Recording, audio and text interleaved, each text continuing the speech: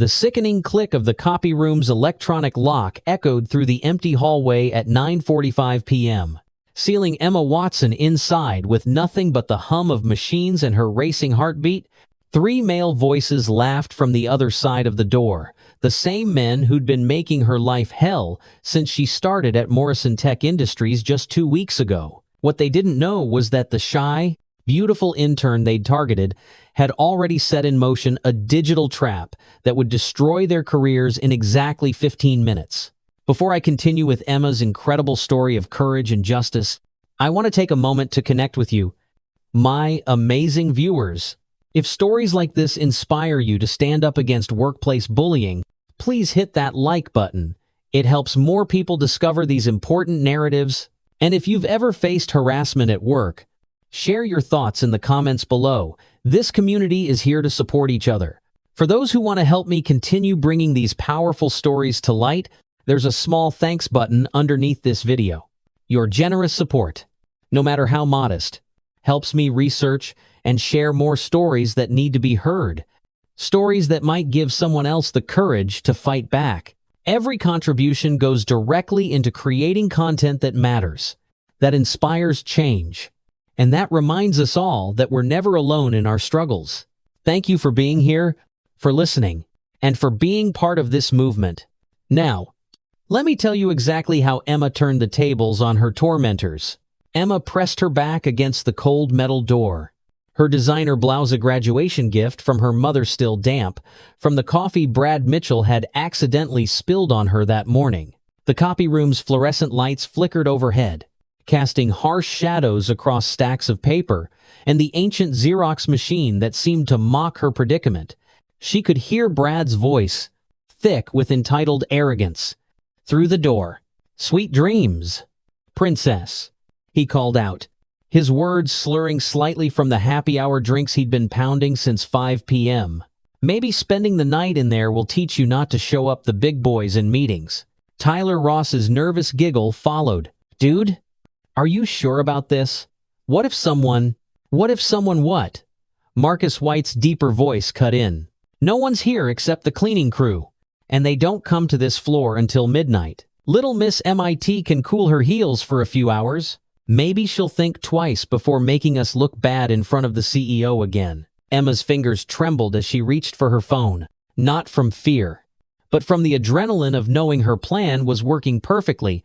2 weeks of systematic harassment, documented and digitized. 2 weeks of inappropriate comments about her figure-hugging pencil skirts, her exotic features, and her surprising technical knowledge for a pretty girl. 2 weeks of deleted files, sabotaged presentations, and accidental physical contact in the elevator.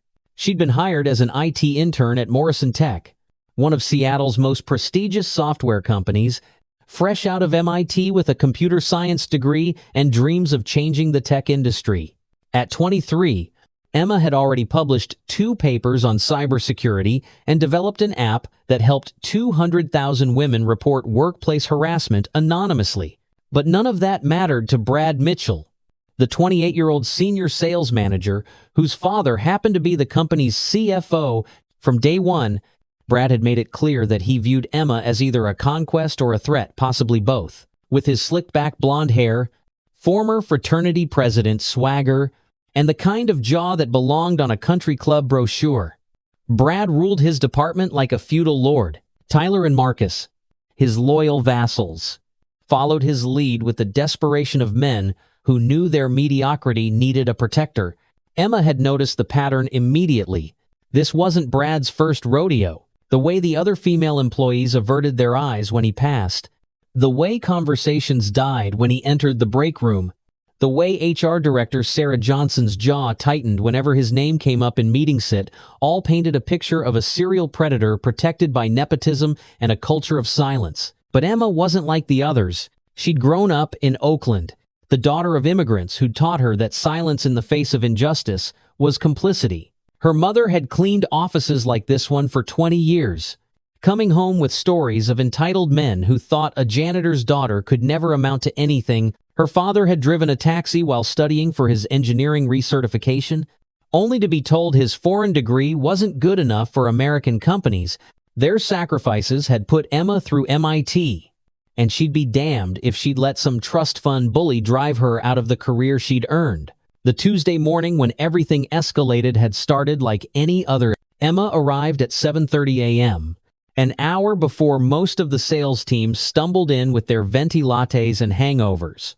She loved the quiet morning hours when she could actually focus on coding without interruption. The IT department was tucked away on the third floor, a haven of introverts and energy drinks that felt like home. Her manager, David Kim, was already there, bent over his triple monitor setup like a pianist at his instrument. At 30, David was everything Brad wasn't: competent, respectful, and actually qualified for his position. He'd hired Emma after a grueling technical interview that had left even her impressed by the depth of questions. "Morning, Emma," David said without looking up. "Ready for the AWS migration presentation?" Emma's stomach fluttered. Today's 10 a.m. meeting would be her first major presentation to the executive team, including CEO Patricia Williams. She'd spent 60 hours preparing, analyzing the company's current infrastructure, and designing a cloud migration strategy that would save Morrison Tech $2.5 million annually. "Ready as I'll ever be," Emma replied. Settling into her desk, her workspace was still sparsy photo of her parents, her MIT diploma, which she'd hung up after Tyler had made a snide comment about diversity hires, and a small succulent that somehow thrived under fluorescent lights. The first sign of trouble came at 9:15 a.m. when Emma tried to access her presentation files. "Access denied," she frowned. Trying again. Same result. A quick check showed that her permissions had been revoked from the shared drive where she'd stored everything. "David," she called out, trying to keep the panic from her voice. "I can't access the presentation folder." David rolled his chair over, his fingers flying across her keyboard. His expression darkened. Someone changed the permissions at 8:47 a.m. From Brad Mitchell's account. Emma's heart sank. Of course, Brad had attended yesterday's prep meeting where she'd walked through her presentation. He'd sat in the back, arms crossed, his expression growing stonier with each slide that demonstrated just how much money the company was wasting on outdated systems. His sales team had championed 3 years ago. "I have backups," Emma said quickly, pulling out her personal laptop. "Thank God for paranoia and redundancy." "Good thinking," David said, his voice tight with anger. "I'll talk to Sarah about this. Document everything." By 9:50 a.m., Emma had her presentation loaded and ready. She'd changed into her best blazer, touched up her makeup, and practiced her opening remarks one more time. As she headed to the elevator, her heels clicking confidently on the polished floor, she nearly collided with Brad coming around the corner. "Whoa there, speed racer," he said, steadying her with hands that lingered too long on her upper arms. "Where's the fire?" Emma stepped back, professional smile firmly in place. "The executive meeting? Excuse me, I don't want to be late." "Right. Your little presentation." Brad's blue eyes glittered with something that made Emma's skin crawl. "Break a leg. Or maybe a nail." He laughed at his own joke while Tyler and Marcus, flanking him like hyenas, snickered obligingly. The elevator ride to the 10th floor felt eternal. Emma focused on her breathing, on the numbers she'd memorized, on anything except the way Brad's cologne seemed to cling to her blazer. When the doors opened to the executive conference room, she was ready. The presentation was flawless. Patricia Williams, a former Microsoft executive who'd built Morrison Tech from a garage startup to a billion-dollar company, listened intently as Emma walked through the cost analysis, implementation timeline, and projected ROI. The CFO, Brad's father, Richard Mitchell, tried to poke holes in her methodology, but Emma had anticipated every objection. "This is exceptional work, Emma," Patricia said when Emma finished. "I'm impressed by the thoroughness of your analysis. Richard, I want you to fast-track this. Emma, I'm assigning you to lead the migration team." Emma's heart soared. Leading a project of this magnitude as an intern was unheard of. She caught David's proud smile from across the table and allowed herself a moment of triumph. That moment shattered when she returned to her desk to find her personal laptop missing. Looking for something? Marcus's voice made her spin around. He stood by the break room, stirring his coffee with exaggerated slowness. Saw some guy from maintenance in here earlier. Maybe he took it for repairs? Emma knew better than to engage. She'd learned in her first week that Marcus White fancied himself an intimidator, all 240 pounds of him squeezed into shirts a size too small. He'd played football in high school, a fact he mentioned at least once per conversation, and seemed to think physical presence was a substitute for personality. She reported the theft to security, filled out the necessary forms, and tried to salvage her afternoon. Her personal laptop had contained backups of everything, including the harassment documentation she'd been meticulously maintaining. Its loss was a setback, but not a catastrophe. Emma had learned from her mother's favorite saying, "Always have a plan B, C, and D." Men like that, they only plan for A. The coffee incident happened the next morning. Emma had arrived early again, determined to start implementing the AWS migration despite the previous day's setbacks. She was reviewing server logs when Brad appeared at her cubicle. "Grande latte in hand? Peace offering," he said, placing the cup on her desk with a smile that didn't reach his eyes. "I heard about your laptop. That sucks. Tyler thinks he might have seen it in the parking garage. Some homeless guy was going through the dumpster." Emma knew better than to drink anything Brad offered, but she played along. "Thanks. I'll check it out. You should be more careful with your stuff," Brad continued, leaning against her cubicle wall. "Pretty girl like you, working late, walking to the parking garage alone. Dangerous city." The threat was subtle but unmistakable. Emma met his gaze steadily. "I appreciate your concern, but I can take care of myself." "I'm sure you can."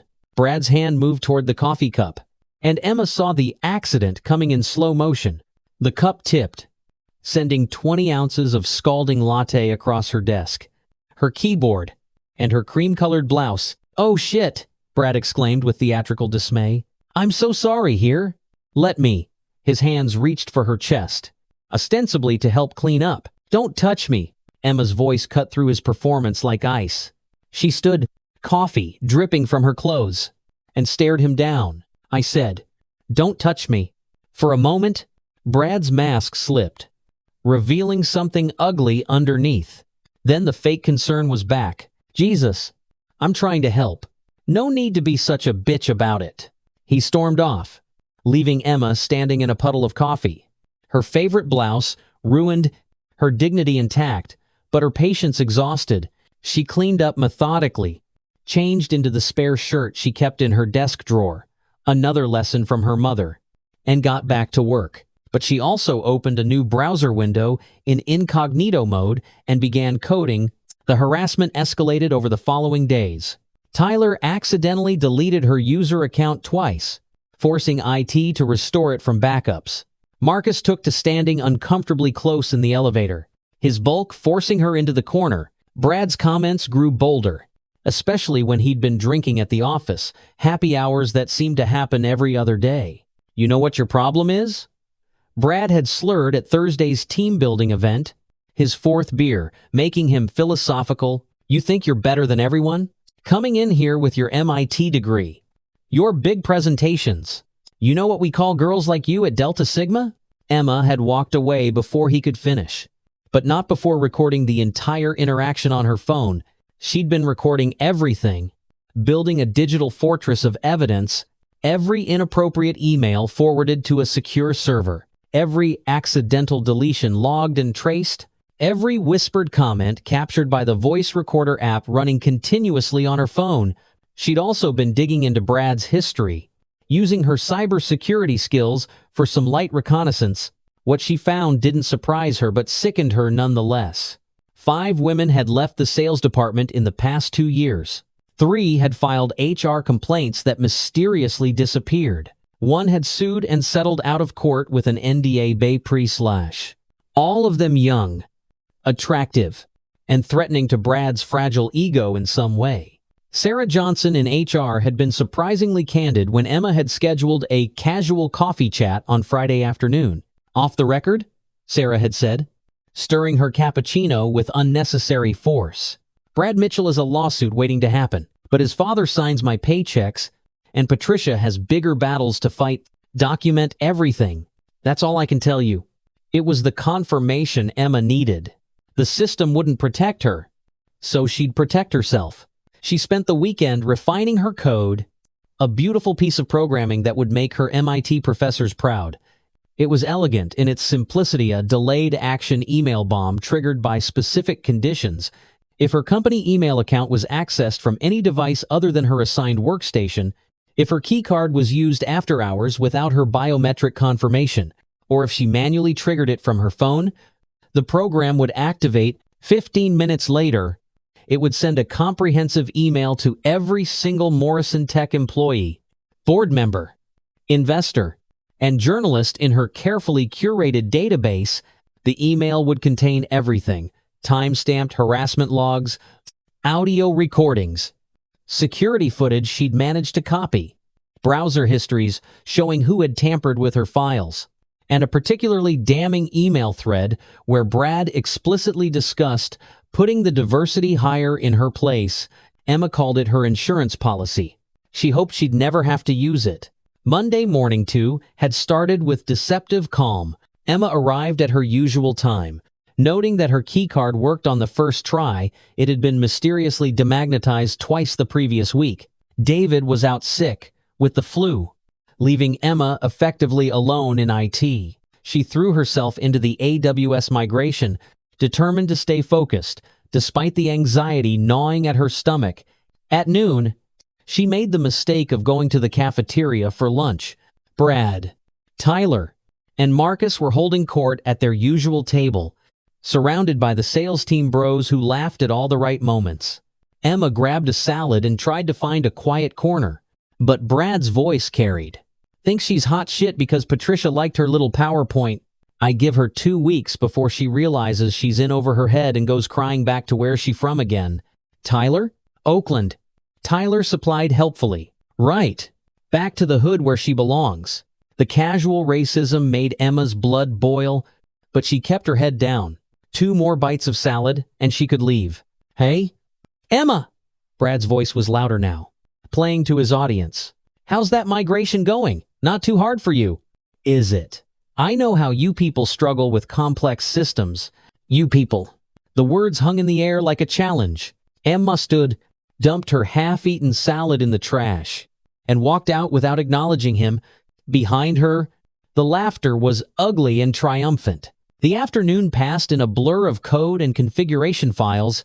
Emma barely noticed the office emptying around her as 5 o'clock came and went.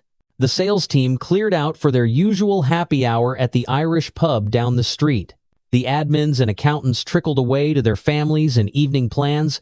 By 7 p.m., the 3rd floor was a ghost town. Emma was deep in a particularly complex server configuration when her phone buzzed, a text from an unknown number. Working late again? Dedicated or just trying to impress? B? She ignored it and kept working. Another buzz. That blouse looks good on you. Blue's definitely your color. Emma's skin crawled. She was wearing a blue blouse, which meant Brad was either in the building or had been watching her earlier. She saved her work, locked her computer, and decided to call it a night. The elevator took forever to arrive. While she waited, Emma heard footsteps on the stairs. Malvoisie. Getting closer. Every instinct screamed at her to run. But where? The elevator finally dinged open, and she dove inside, frantically pushing the closed door button. A hand shot through the gap, forcing the doors back open. Brad stood there, flanked by Tyler and Marcus, all 3 reeking of beer and bad decisions. Going down? Brad asked with a grin that would have been handsome on someone less predatory. What a coincidence. Us too. The ride to the parking garage was suffocating. Brad stood too close, his shoulder pressing against hers. Tyler kept giggling nervously. Marcus cracked his knuckles in a way that wasn't remotely subtle. Emma kept her phone in her hand, thumb hovering over the panic button app she'd installed. When the doors opened to the dimly lit garage, Emma bolted. But her reliable Honda Civic that had gotten her through college wouldn't start. The engine turned over once, twice. Then nothing. Car trouble? Brad materialized beside her window like a shark smelling blood. That's rough. Tyler here knows a thing or two about cars. Right. Tyler? Tyler held up something that looked suspiciously like a distributor cap. Found this on the ground. Weird. Emma forced herself to remain calm. I'll call an Uber. Don't be silly, Brad said, his tone shifting to something almost reasonable. Look, I know we got off on the wrong foot. Let me make it up to you. Come back upstairs. We'll order some food. Talk about the project. Clear the air like adults. Every true crime podcast Emma had ever listened to screamed in her head. But she also knew that refusing might escalate things here in the dark garage, where security cameras were conveniently under maintenance. Fine, she said, getting out of her car with deliberate calm. 1 hour. The trek back to the elevator felt like a funeral march. Emma texted her roommate their agreed-upon code phrase, running late. Thai food for dinner? That meant she was in a potentially dangerous situation. Location sharing on. Voice recorder running. Escape routes mentally mapped. They bypassed the 3rd floor, heading instead to the 10th, where the executive offices and conference rooms sprawled in corporate luxury. Emma's unease grew with each step. I need to grab something from the copy room, Brad said casually as they passed it. Emma, there's supposed to be a printer error log in there. Mind checking while I get the food delivery app pulled up? It was such an obvious trap that Emma almost laughed. But she was tired of the games. Tired of the fear. Tired of men like Brad thinking they owned the world. She thought of her mother, scrubbing these same floors 20 years ago, putting up with God knows what. So Emma could have a better life. Sure, Emma said, walking into the copy room with her head held high. The door clicked shut behind her. The electronic lock engaged with a definitive beep. Through the small window, she could see Brad's grinning face, Tyler's nervous excitement, Marcus' dumb muscle satisfaction. Sweet dreams. Princess, Brad called out. Maybe spending the night in there will teach you not to show up the big boys in meetings. And that's how Emma Watson, MIT graduate, published researcher, and cloud migration expert, found herself locked in a copy room at 9:45 p.m. on a Monday night. But as her tormentors walked away, high-fiving and congratulating themselves on their clever prank, Emma smiled. She pulled out her phone, opened her custom app, and typed in a simple command. A progress bar appeared. Email scheduled for delivery in 15 minutes. Then she sat down on a box of printer paper, pulled up her Kindle app, and started reading. She had 15 minutes to kill, and she'd always wanted to finish that mystery novel. Outside the copy room, the office was silent except for the hum of servers and the distant ding of elevators. In 15 minutes, everything would change. But for now, Emma Watson waited in her paper prison, calm as a bomb about to explode. The Harvard Business Review article she'd read last week had been right. In the digital age, the most powerful weapon against workplace harassment isn't HR or lawyers, it's transparency. Brad Mitchell was about to learn that lesson the hard way. The notification chime on Emma's phone at 10 p.m. sharp was the sweetest sound she'd ever heard.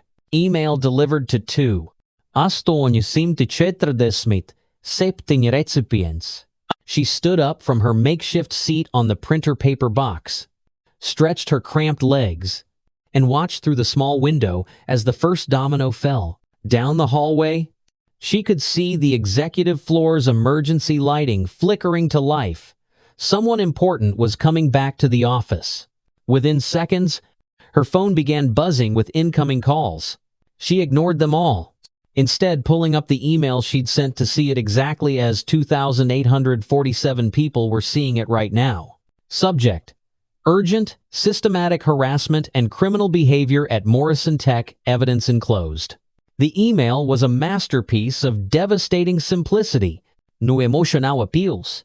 No dramatic language, just facts, evidence, and receipts.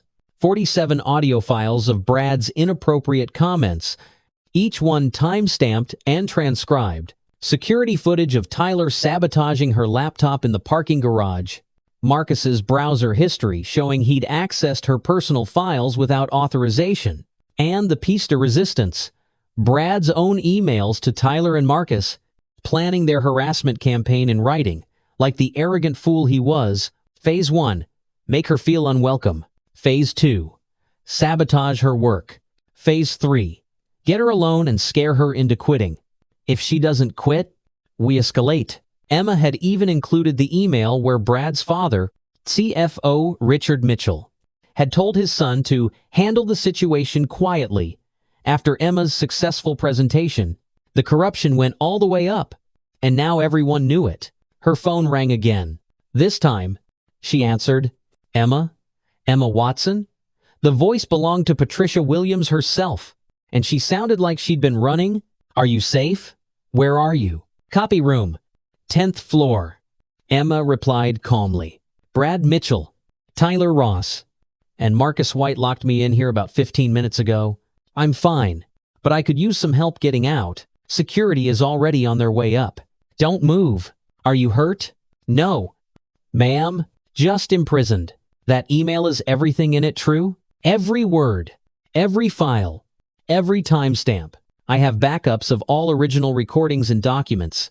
Of course, there was a pause. Then Patricia's voice came back, steel wrapped in silk. When security gets you out, come directly to my office. Bring everything. The line went dead. Emma sat back down to wait, pulling up her social media feeds to watch the fireworks. Morrison Tech employees were already sharing the email, expressing shock and outrage. The women, especially, were vocal. I knew it. Brad grabbed my ass at the Christmas party and Har did nothing. Tyler deleted my presentation before the quarterly review. I got written up for being unprepared. Now I know why. Marcus cornered me in the supply closet my first week. I never reported it because who would believe me? The copy room door burst open at 10:07 p.m. 3 security guards stood there, led by James Washington, the head of building security, who'd always been kind to Emma. Miss Watson, are you all right? James helped her to her feet, his dark face creased with concern. We've got the 3 suspects detained downstairs. Police are on their way. Police? Emma blinked. She'd expected firing. Maybe lawsuits. But not criminal charges. Unlawful imprisonment is a felony. James explained as they walked to the elevator. Plus, the FBI's cybercrime division is very interested in the unauthorized access to your personal files. Seems, Mr. Mitchell used his father's credentials to hack into your cloud storage. Emma's mind raced. She'd known about the hacking but hadn't realized it crossed into federal territory. As they rode up to the executive floor, she could hear shouting from below. Brad's voice, high and panicked. You don't understand. My father will sue all of you. This is entrapment. That bitch set us up. Patricia Williams's corner office was a testament to understated power. Floor-to-ceiling windows overlooked Seattle's glittering skyline. Awards and patents lined the walls. Patricia herself stood behind her desk. Still in the evening gown, she'd apparently worn to whatever event Emma's email had interrupted. Sit. Patricia commanded, gesturing to a leather chair. Sarah, are you on? Emma noticed the speakerphone for the first time. Sarah Johnson's voice came through clearly. I'm here. I've pulled all the files. How many? Patricia's question was sharp. 17 formal complaints against Brad Mitchell over 4 years, 11 against Tyler Ross, 8 against Marcus White. All buried, dismissed, or settled quietly. Patricia's face was stone. And you knew about this? I reported it to Richard Mitchell repeatedly. He assured me it was being handled internally. You should have come to me. With respect, Patricia. Richard Mitchell is the CFO. He controls my department's budget, and the last person who went over his head was fired for performance issues 2 weeks later. Emma watched this corporate drama unfold with fascination. The rot went deeper than even she had realized. Emma! Patricia turned her laser focus back to the intern. Tell me everything. From the beginning. Saw Emma did. She laid out 2 weeks of harassment in clinical detail, backed up with times, dates, and evidence. She explained her documentation system, her coding of the email bomb, her growing realization that she was just the latest in a long line of victims. Why didn't you come to me sooner? Patricia asked when Emma finished. Because I'm a 23-year-old intern, and Brad Mitchell's father signs the checks.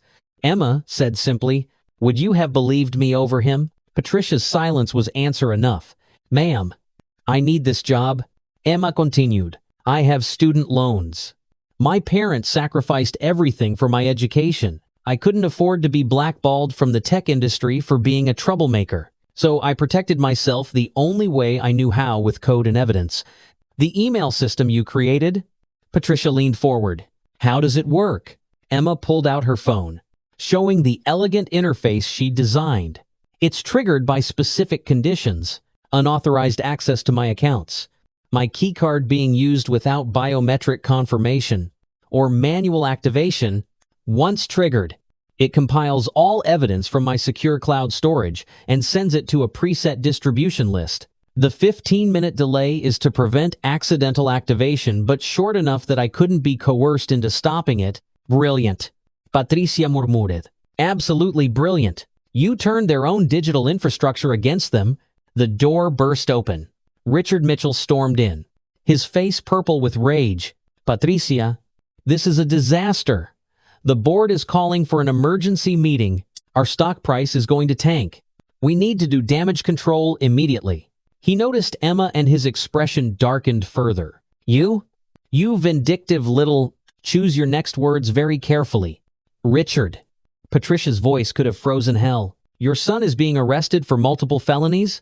You're named in several emails as an accessory. I'd think very hard before adding witness intimidation to your charges. Richard's mouth opened and closed like a fish. My son was just... He's young. Hey, didn't mean. He's 28 years old. Emma said quietly. Old enough to know that locking someone in a room against their will is kidnapping. Old enough to know that accessing someone's private files is a federal crime. Old enough to know that sexual harassment is wrong. You set him up. I defended myself. Emma corrected. There's a difference. Patricia's phone buzzed. She glanced at it and smiled grimly. The board has made their decision. Richard, you're terminated effective immediately. Security will escort you out. Your final check will be mailed, minus the cost of the lawsuits your son's behavior is about to generate. You can't do this, Richard sputtered. I built this company with you. No? You rode my coattails while your son terrorized my employees. Patricia hit a button on her desk. Security to the executive office. Please. As Richard was escorted out, shouting about lawsuits and revenge. Patricia turned back to Emma. Now, let's discuss your future. My future? Emma was still processing the night's events. The cloud migration project is yours. Obviously. But I'm thinking bigger. How would you like to head up a new division? Workplace safety through technology. Your email system, refined and expanded, could be a product we offer to other companies. A way for employees to protect themselves when traditional channels fail. Emma's mind raced with possibilities. We could integrate it with existing HR systems, add anonymous reporting features, create audit trails that can't be tampered with. Exactly, Sarah. I want you working with Emma on this. Full resources. Whatever you need. Patricia smiled for the first time that night. We're going to turn Morrison Tech's worst scandal into its greatest innovation. Emma's phone buzzed. A text from David, watching the news from home. You're amazing. Also, you're trending on Twitter. She pulled up the social media site and gasped. Morrison Tech scandal was the #1 trending topic. Tech journalists were dissecting her email, praising the meticulous documentation. Women in tech were sharing their own stories. Someone had already created a Brad Mitchell crying meme from his arrest video. This is going to get bigger. Patricia observed. Are you prepared for that? Emma thought about her mother, who'd cleaned offices, while men like Brad treated her as invisible. Her father, whose engineering brilliance was dismissed because of his accent. Every woman who'd been driven out of tech by harassment and intimidation. I've been preparing my whole life, Emma said. The next few hours blurred together. Police statements, phone calls with lawyers, an impromptu press conference where Patricia announced Morrison Tech's zero-tolerance policy and new safety initiatives. Emma stayed in the background, but her email was the star of the show. By 2 a.m., the immediate crisis had passed. Brad, Tyler, and Marcus were in custody. Richard Mitchell's assets had been frozen pending investigation. 17 former employees had already contacted the company about reopening their harassment cases. Emma finally made it home to her cramped apartment at 3 a.m. Her roommate, Jessica, was waiting with tea and chocolate. "You know you're a hero, right?" Jessica said, pulling Emma into a hug. "My group chat is going insane. Every woman in tech is talking about you." "I'm not a hero," Emma protested. "I just got mad and happened to know how to code." That's literally the definition of a hero in 2025.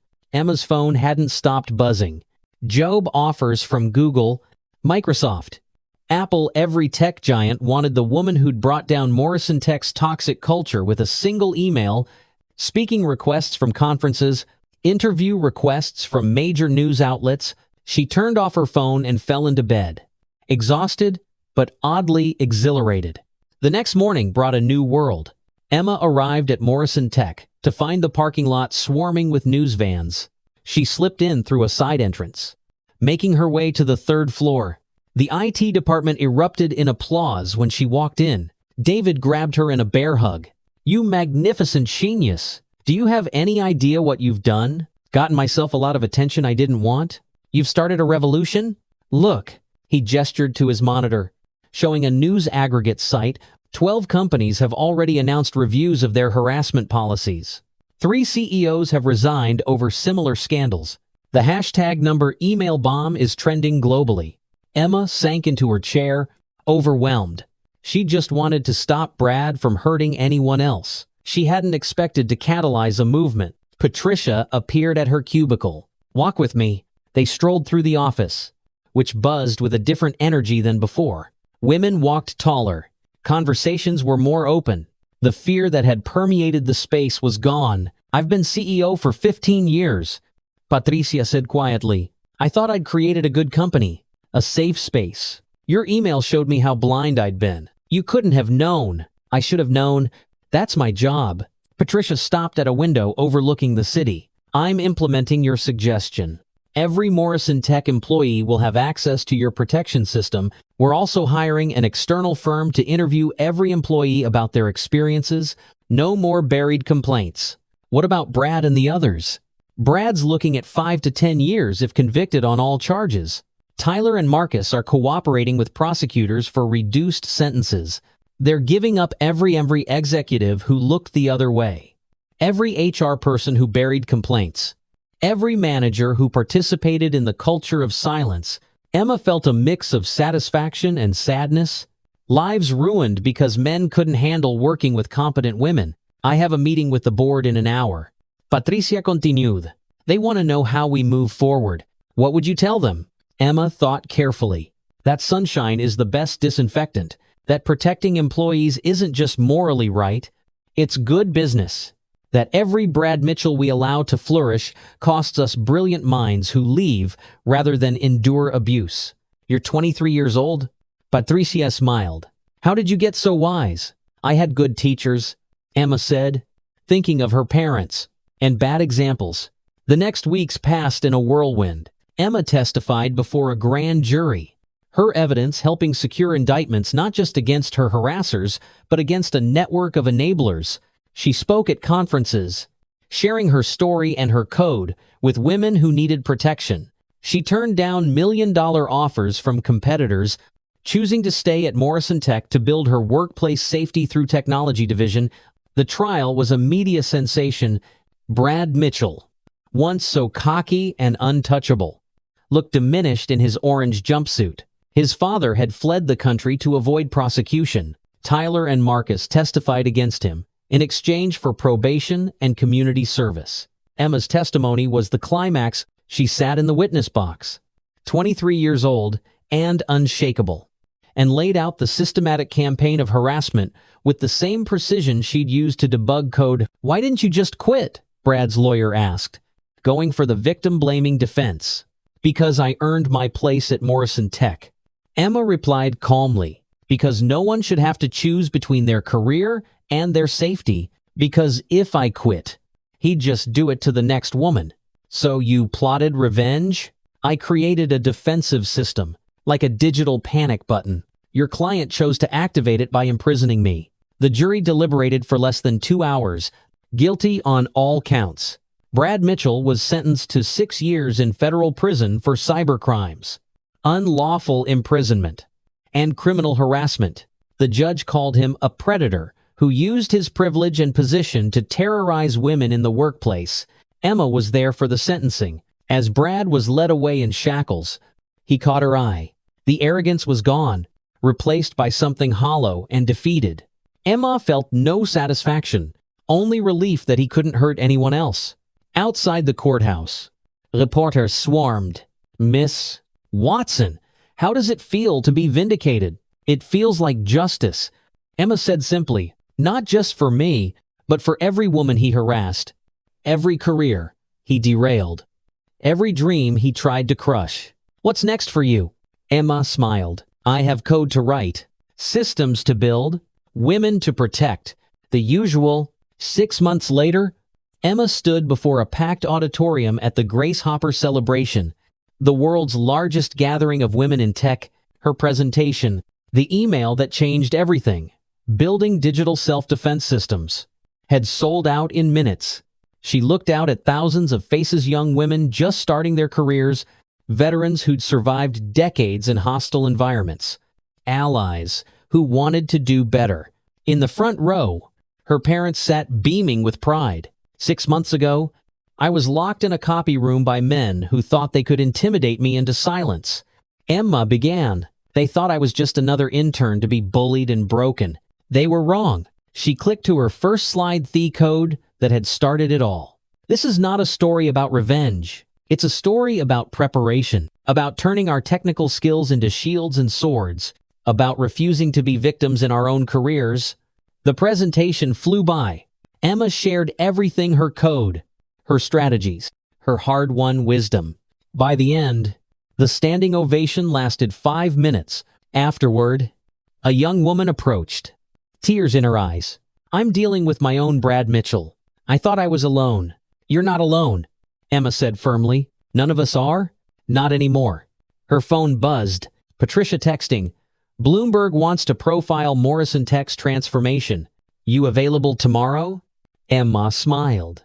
In 6 months, Morrison Tech had gone from scandal to success story. Their stock price had recovered and soared. The workplace safety division had signed contracts with 50 companies. Most importantly, employee satisfaction scores were at an all-time high. She thought about Brad, Tyler, and Marcus, where they were now. Brad in federal prison, learning that actions have consequences. Tyler working at a grocery store. His tech career over. Marcus had disappeared entirely, probably fled the state. Then she thought about the women who'd come forward after her email. The careers restarted. The justice finally served. The culture slowly, painfully changing. Her mother had called that morning, as she did every day. I'm proud of you. Maya, you did what I never could. You survived. Mom, that's what gave me the strength to fight. You did more than fight. You won. Standing there in the conference center, surrounded by women who saw her as a hero, Emma Watson realized her mother was right.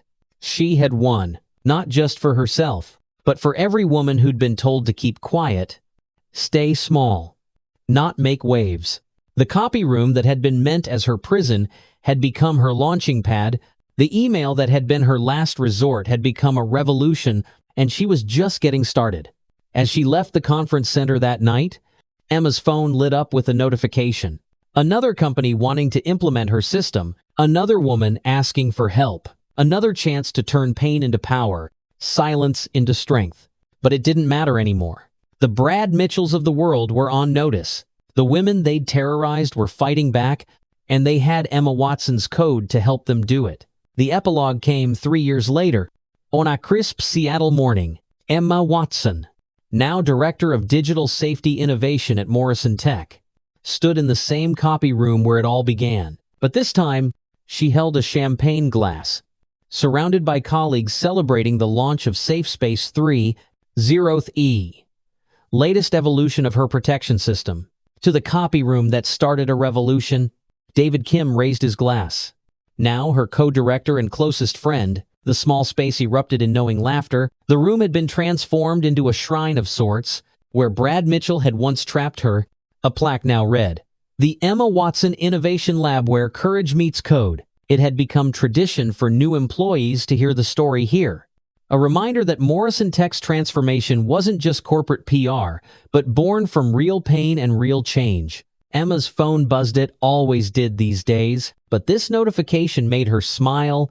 Time magazine had just announced their Person of the Year, the Silence Breakers, women in tech who coded their way to justice. Her face was on the cover alongside 4 other women who'd used technology to expose harassment in their companies. "You seeing this?" Sarah Johnson appeared at her elbow, now Chief People Officer and one of Emma's fiercest advocates. "You're literally on the cover of Time." "We all are," Emma corrected. "This was never just about me." The numbers told the story. Safe Space was now used by 12,000 companies worldwide. Harassment reports had increased 500%, not because there was more harassment, but because victims finally felt safe reporting it. Conviction rates for workplace crimes had tripled. The Emma Watson Protocol was taught in business schools as a case study in crisis management and ethical leadership. Patricia Williams joined the celebration, her presence still commanding attention. "Emma, the documentary crew is here. Ready for your interview?" Netflix was producing Locked In, the email that changed Silicon Valley. And today they were filming at Morrison Tech. Emma had agreed to participate, not for fame, but for the women still suffering in silence. As she walked to the interview setup, Emma passed the wall of photos. Every woman who'd come forward after her email, every career saved, every predator stopped. Brad Mitchell's former office was now a mother's room. Tyler Ross's desk belonged to a brilliant female engineer from Guatemala. Marcus White's parking spot was reserved for the Employee of the Month. The interviewer, a sharp-eyed journalist named Rebecca Watson, no relation, dove straight in. 3 years later, "Any regrets?" Emma considered the question. "I regret that it was necessary. I regret that 17 women suffered before me. I regret that speaking up required building a digital fortress first, but no regrets about the email itself? Never. That email wasn't revenge, it was revolution." Brad Mitchell was released last month, after serving 2.5 years. "Have you had any contact?" Emma's expression hardened. He sent a letter through his lawyer. Wanted to apologize and move forward. "I declined. Some bridges deserve to stay burned." What would you tell your 23-year-old self? Standing in that copy room, Emma smiled, thinking of that terrified but determined girl. That she's about to change the world, that every line of code she wrote in anger will become someone else's shield, that the 15 minutes of fear will be worth the lifetime of impact. Her phone lit up with a text from her mother, "Watching you on television, still proud every day." As the celebration wound down, Emma found herself alone in the copy room one last time. She touched the wall where she'd sat that night, transforming fear into power, harassment into justice, a locked door into an open future. Or perhaps like the eyes of every woman who'd ever been told to keep quiet and decided to roar instead.